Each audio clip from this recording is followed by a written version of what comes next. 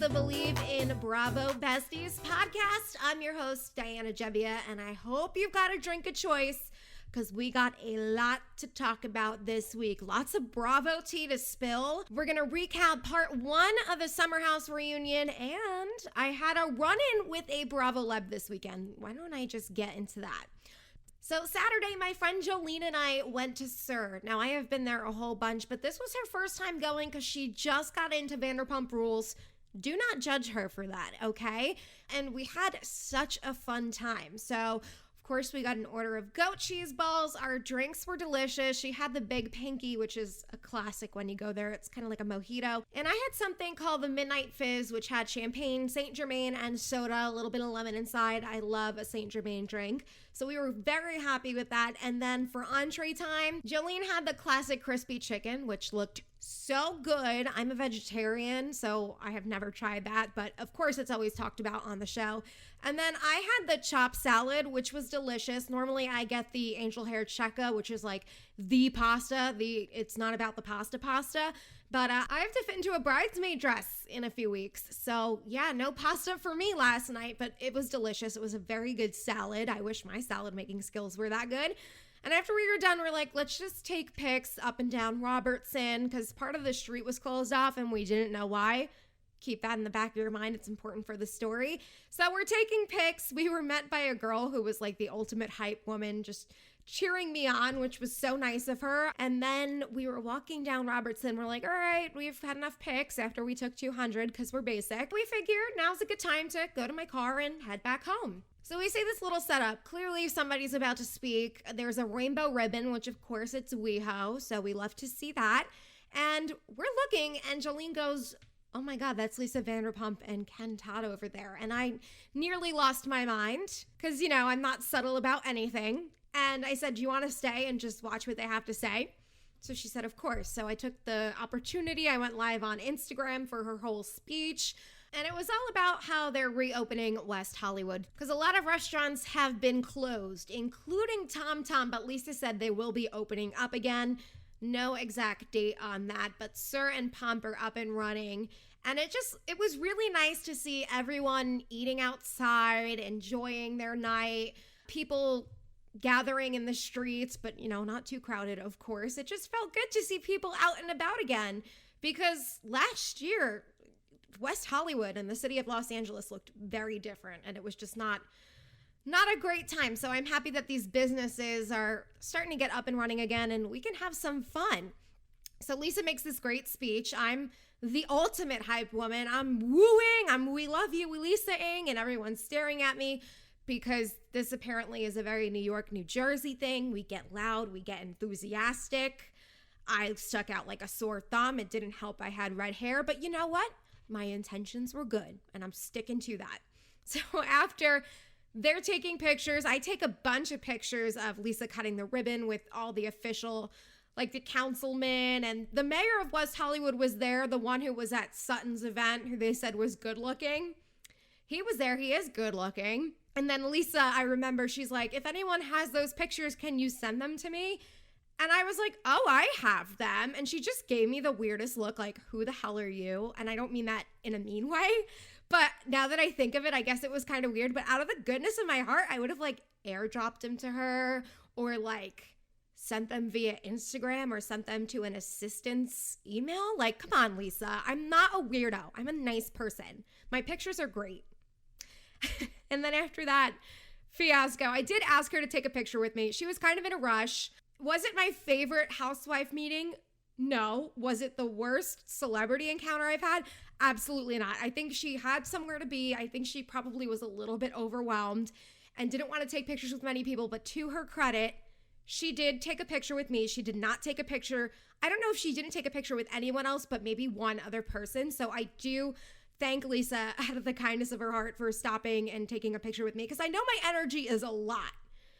I can definitely be a lot to people, especially someone who's so like prim and proper the way she is. So she probably saw me and was like, who the hell is this short, redheaded, loud, obnoxious person with an accent hounding me for a picture, which I didn't hound, by the way. I just said that.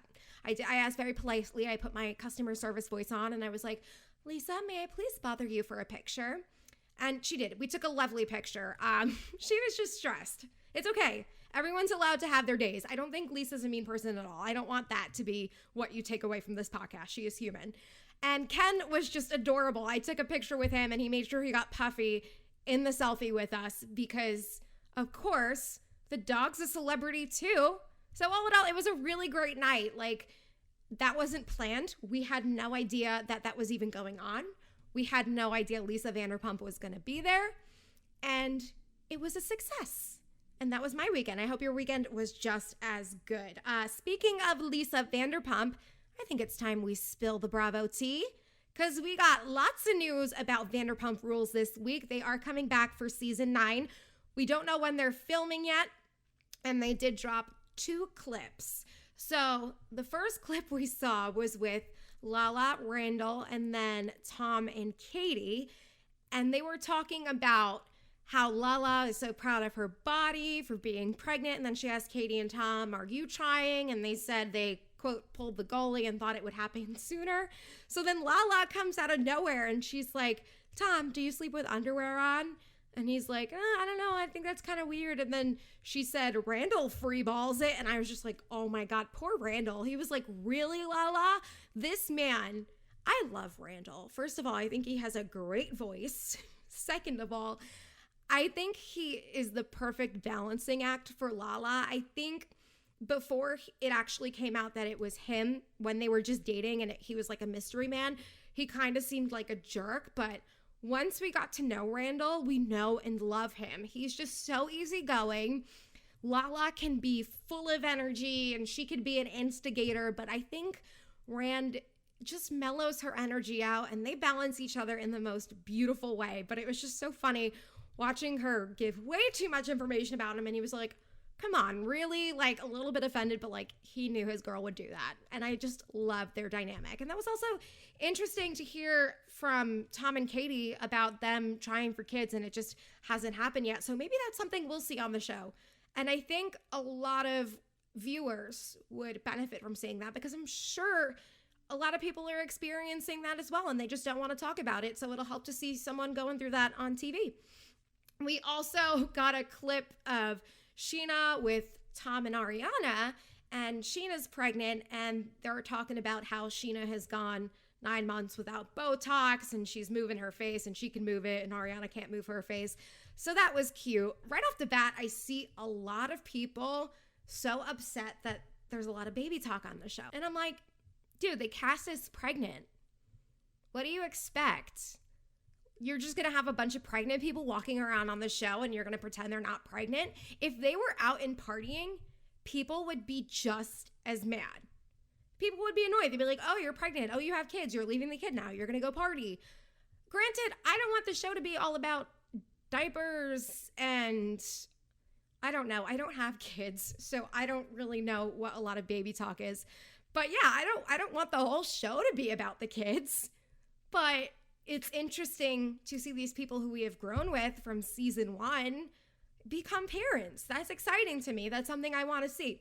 The other argument is they should have ended the show, which I think it could have ended after last season. I think it was a great place to kind of put the pin in it, is that the saying, and move on. But I don't know. If we're going to have this season, I'm excited. We're going to see this new journey they're going on into parenthood. I think they might wrap it up after this season. And there's going to be a lot of new blood too. And James and Raquel are still young as ever and they'll live the wild life. And then we can watch their drama. I'm thinking they're probably going to have drama with the new cast members because the new cast members will be working at SUR. And I don't know if Raquel works at SUR 24/7, but I have seen her working there before. So I think it could make a comeback. I think it could be exciting to watch. We'll just have to see how it plays out. We do know it's coming back this fall. We don't have a specific date yet. So something to look forward to after summer vacation. Another thing, we were blessed this weekend from the quote all-star housewives.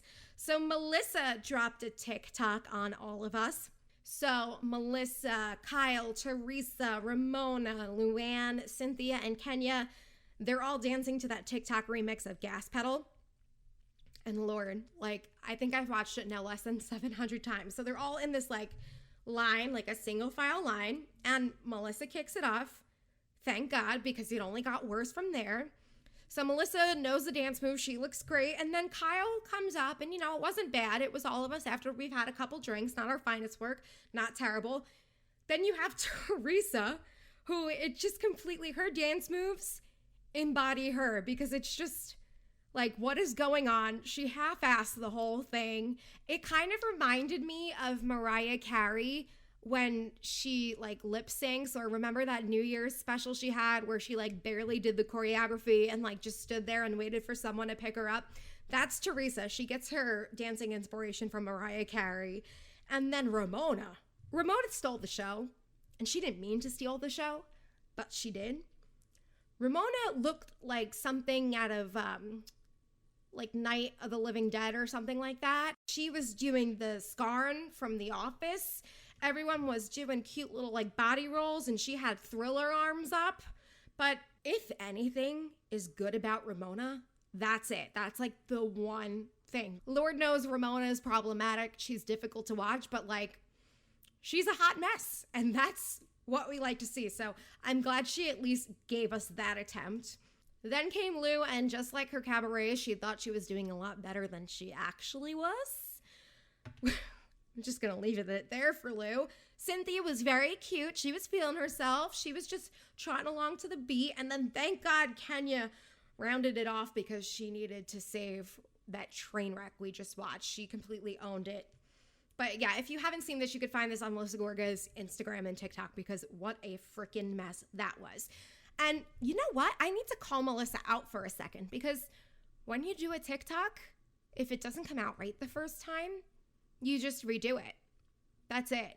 And I remember reading somewhere they said they didn't rehearse it, which is fine, but like, why didn't they redo it, Melissa? Were you just like, I look so good in this, I'm afraid I'm not going to be able to do it again, so I'm just going to post it and not tell anyone, and they're not going to see it until I post it? That is not confirmed. That is me hypothesizing. But that's what I'm thinking. Even my mom, I sent it to my mom, and I said, you got to watch this. These are the housewives. They're doing this dance. And she just said to me, she's like, they should have redid it. That's how my mom talks. Not really, but kind of. She's going to kill me. But we're on the same page. If the season is going to be anything like this, 30-second TikTok, we are in for a treat. I cannot wait for that to drop. Now, it's going to come out on Peacock, not Bravo. I see a lot of people mad about that. But to that I say, Peacock's got to make money too. NBC knows what they're doing. So if you want to watch it, you got to do it on Peacock, okay? All right, so that's the Bravo tea for this week. How about we get into our Summer House Reunion Part 1 recap? Because, honey, we got a lot to talk about. Hannah, once again, and I'm actually going to take a sip of wine before I talk about it, because I need the whole friggin' bottle before I get into her. It's literally just, Hannah's on another planet. I can't even be like, this is the Hannah show, because she's not watching the same show as us. Like, we are watching Bravo, and she has plugged in the Hannah Burner streaming service where it's all Hannah all the time. So first they get into the whole Luke and Hannah situation, which if you remember what I said from last episode, I do understand how she feels misled and led on rather from Luke. But people called her out because they said, well, you were dating Des at the time. There's no reason you should be this mad about Luke. And then I have to disagree with, Hannah is allowed to play the field. Like, it was brought up, you're allowed to talk to more than one person at one time. But when you're front runner, so like the person you like the most doesn't feel the same about you, or maybe they go and get a girlfriend or some crap, you're allowed to be upset about that and still be talking to other guys. Guess what? Feelings are multifaceted. Multi-layered. I hope you followed me with that. You're allowed to have more than one feeling at once. They can coexist together is what I'm trying to say. She doesn't have to exclusively be pining over Luke and be upset about him. She could be talking to a couple other guys. This opportunity fell down the drain. She's upset about it. She moves on. This isn't 1952, okay? I know Hannah's annoying, but let's not be that person that doesn't think before we criticize. And speaking of Luke, we actually get a little bit more into Luke and Sierra's relationship, which I found interesting. I really thought this season was going to be like a love triangle situation with Luke, Sierra, and Hannah, and that maybe lasted an episode, and it wasn't even like a good triangle. It wasn't an equilateral triangle where there was like equal parts of them pining for one another. It was like an obtuse triangle. I'm so sorry to trigger back thoughts of elementary math, but stay with me here. So equilateral, it's all equal parts. That would be a fun love triangle to watch because everyone would be fighting all at once. And obtuse triangle is like one side is huge and the others are tiny. And like obviously the huge part of this obtuse love triangle is Hannah's love for Luke. And then there's like one shorter end and it's like Luke fighting with Hannah about Ciara. And then like the itty bitty end is Ciara because she clearly just does not give a shit and wants to be out of the drama and calls Luke out on it. And I freaking love Ciara. I really hope that we get to see more from her next season and even in Winter House because she can get it and she's a smart woman and she didn't take Luke's shit. And I think the reason why she didn't take his shit is because we found out on the reunion that after they got together and she went to visit him in Minnesota, he ghosted her for 8 months, okay? 8 months. That's almost a baby. Think about it. Not saying that's related, but just think that's a lot of time. Think about it. And he explained himself and he said, oh, I got back with my ex and I didn't think it would be a good idea for us to talk. And I'm sorry.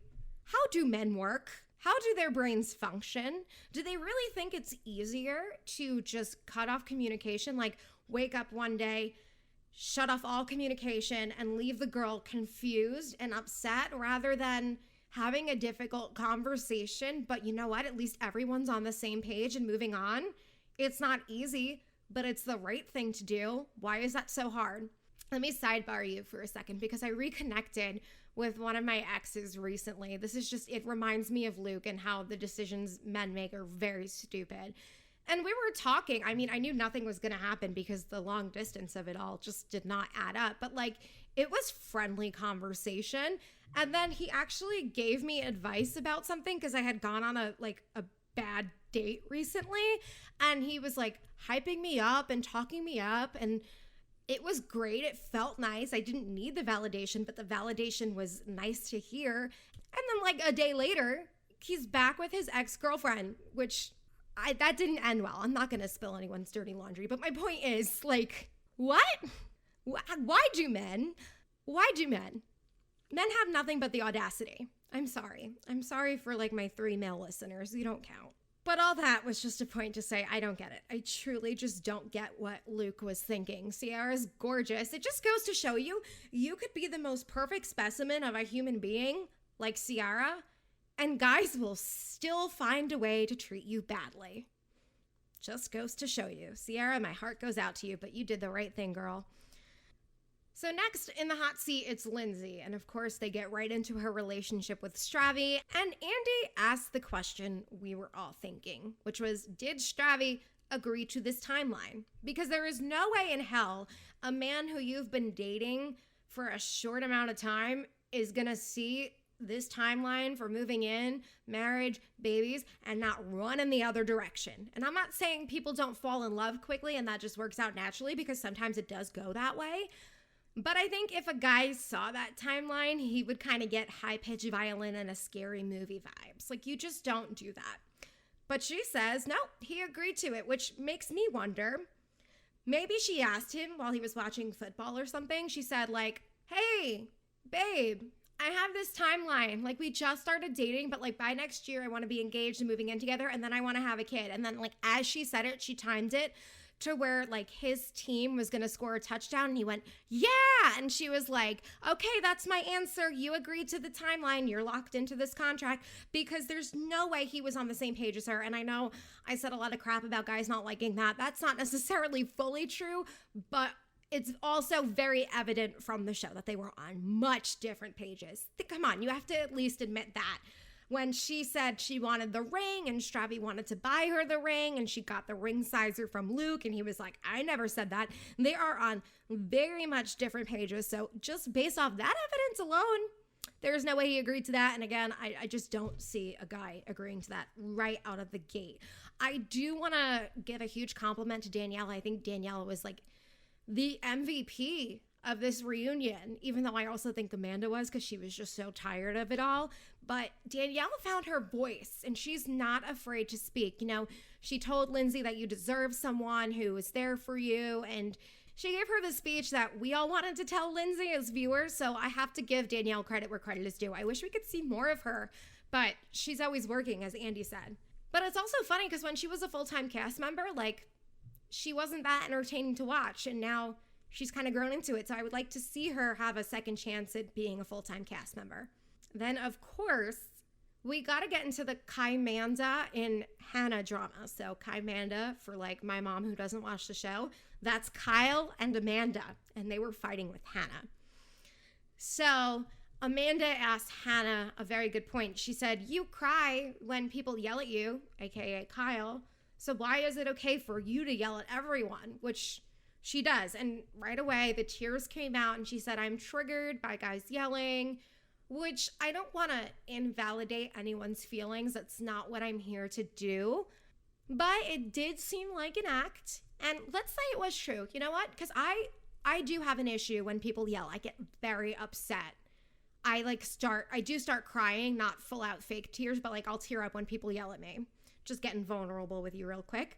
If someone said that to me, because I do have a habit of raising my voice, I would say, oh my goodness, you know what? It is a trigger when people yell at me. I do cry. However, I apologize for lacking the self-awareness for yelling, and I won't do it again. That's literally all Hannah had to do. She could have remedied that situation so quickly, but no, she doesn't take any accountability, and she's just got to make a scene. I was going to say make a storm. Make a scene. She's got to make it all about her. I think she's thinking in her head, like, what's going to be good for viewers? What's going to get me back next season? And it's just everything she's doing, because we could tell it's fake. It's not great to watch. And I touched on that last episode. And then Paige gets confronted, like, why don't you call her out on her bad behavior? And she's just like, it's not my job. I'm not her mom. Sometimes I tell her when she does stuff that's wrong, but like, it's not my job. And Paige, I think you need to listen to last week's episode where I said like 15 times, a real bestie is not afraid to call someone out on their shit. Okay? That's important. You're not doing your friend a service. You're not doing your friend a service. Wait, what's the opposite of you're doing a disservice? Basically, you're not doing good by your friend if you don't call them out when they're doing something wrong. You're allowing them to make the same mistakes. You're allowing them to basically make a fool of themselves on national TV.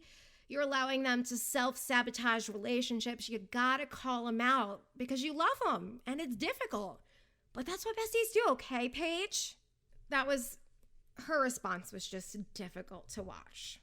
It was difficult. And Hannah just continues to do wrong for the rest of this reunion, which we know Paige is obviously not going to call her out. So that's what we're doing now. She gets called out for spreading rumors on podcasts. So like Hannah's been on 964 podcasts, and apparently she's talking crap about everyone. And she thought she was going to fly under the radar, but no, they're calling her out for it. And I appreciate that. On an episode, Hannah basically made a comment that hinted that Carl might have a drug problem, which we don't know if it's true. I'm putting that out there right now. We don't know if it's true. I'm just going by what Hannah said. She hinted that he might. And Carl called her out on it, which good for him, because if someone spread that nasty of a rumor with me and now we know that he's sober and there's been issues with drugs with his family, good for him for standing up for himself. And she said, of course, oh, it was just a joke. Like, Hannah, you don't joke like that. I think we've learned that in kindergarten. That's harmful. You don't say things like that. I don't know what she was thinking. Maybe I do. She just wanted attention, but I'm glad that she's getting called out for it. It's time for her to sit in the hot seat. Yeah, she's going to get burned, but she's got to answer to all the bad things she did. I'm just saying. There was also a comment that Hannah made somewhere on a podcast saying that she's only Kyle's friend because she's paid to be. And I love that Lindsay called her out on this. She kind of broke the fourth wall. And she said that this show started out as a show about friends renting a summer house. So if you're faking your friendships, then you don't deserve to be on the show. And I think that was also kind of a jab that they were cast for the show. They were not true friends, and maybe she doesn't belong. That's me thinking a little deeper into the lines, but she's right. And we as viewers do want to see genuine friendships. Yeah, it's one thing when someone gets cast for the show and they don't belong and they kind of are a one season wonder and they fall off. Remember that guy Amit from season 2 or 3, I think it was? Like, who the hell was he? He clearly didn't fit in, so he was a one season wonder and just a blur in our brains. But Hannah did make friendships with people at one point, so that's why she was asked back. And if she's faking them now, then what's she doing on the show? I'm sure she's got like 8 zillion other opportunities she could go for. Now, next week, Luke is going to drop a bomb on all of us, okay? So he says he's going to break the fourth wall, but he's just got to clear something up. And from what we can see, Hannah is very upset by this. So I have a couple theories about what this could be, and none of these are true. This is just me making stuff up. My first theory is because he said he has to apologize for this, but he just wants to clear something up and it's going to break the fourth wall. I think he's going to say something along the lines that he only started the relationship with Hannah, quote, relationship last season, to get another season on the show. Now, that might be a little bit far-fetched, but maybe something to that effect. The only other thing I can think of is maybe some sort of shady thing that Hannah told Luke last season about filming, or about maybe friendships on the show and she's not really friends with anyone or something like that, or trying to turn Luke against people that she told him to keep secret, and that would break the fourth wall. That's literally the only other thing I think it could be. But I'm curious as to this bomb he's going to drop. Hopefully it's a good one. Hopefully Bravo isn't playing us. But yeah, I'm looking forward to part 2 of the reunion. If it's anything like part 1, it's gonna be good. The show has definitely come a long way, and I know it's only going up from here. You actually sent in some of your opinions, so now it's time for the best part of the show. That's my opinion! Yeah, that's my opinion. So we got some good ones this week. Why don't we kick it off with my love Samaj from New York? He said the reunion was off to a good start and everyone was ready to play ball. Hannah tried to play calm, cool, and collective, but quickly unraveled, and it was a sight to see. And he said, Vanderpump Rules, I don't know about her. She's got some work to do. Thank you, Samaj. Yeah, I think that your opinion about the Summer House reunion was really spot on. Like, Hannah did try and remain calm for the first 2 minutes of the episode, but yeah, she unraveled pretty darn quickly. And I think we should give Vanderpump Rules just a slight chance. Just give it a chance, you know, like when you're feeding a little kid and you're like, try it, you might like it. And if you don't like it, you don't have to eat it again. I think that's how we should treat Vanderpump Rules this season. Thank you so much. We also heard from Kelly in New York. Kelly said that she loved Danielle at the reunion and she cannot stand Hannah. She's a jerk. And she loved Amanda's look. Okay. Yeah, agreed with everything you said about Danielle and Hannah. But wait, we have to talk about Amanda's look for a second, because she was wearing that, I think it was a set. I don't think it was a whole jumpsuit, because I'm not sure how that would work. But it was like a 2-piece turquoise pattern set. And I don't know how I felt about it. To me, it looked like a lounge set. Maybe if I was wearing it around the house, I wouldn't mind. I think it would have worked better if she did the top and a different pair of pants or like a cute skirt with it or something. But because it was the same top and bottoms, the pattern, I don't know, it was a little bit distracting. But I'm glad you liked it, because I feel like I heard somewhere Amanda was upset people didn't like it, which I don't like making people upset. So I'm glad she's got someone in her corner. Thank you for that opinion, Kelly. And finally, we have Katie in Orlando. I love this opinion. She said, I love how the opening was Andy just roasting everyone, which he did. It's so funny because you can see, I don't want to say the level of respect, because he does call out the housewives when he needs to, but we see a different Andy Cohen on like the Southern Charm Summer House reunions than we do on the housewives. There's definitely a different dynamic there, and Andy had 0 F's to give, and he was just calling it like he sees it, and we love it. So I want to thank you for sending in those opinions. Remember, if you are watching next week's Summer House reunion recap, you can DM me at Diana Gebbia on Instagram, Gebbia. Send me your opinions, because you're going to hear it on next episode of Believe in Bravo Besties. That half hour just flew by. I know we covered a lot today. Make sure you subscribe to this podcast, and when you do have the capability to rate it 5 stars. Send me some love in the reviews. I love you so much. I'm so glad we can connect weekly like the besties we are. Follow me on Instagram at Diana Gebbia. Say hi, talk all things Bravo with me. I'm sending you a big kiss, Mwah. Talk to you next week.